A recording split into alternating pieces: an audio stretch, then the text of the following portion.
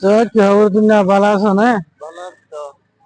তো ইয়া তো মাশাল্লাহ, তোরা 3-4 মাস ধরে ওরে গাড়ি চলা শিখাই ঠিক আছে। তুমি আল্লাহ দিলে গাড়ি চলাই পারো ফুল ইনশাআল্লাহ পারিম নাই তুই গাড়ির ভিতরে ভিতরে তো বেগিম দাহাই দি বেগিম বুঝছো তো।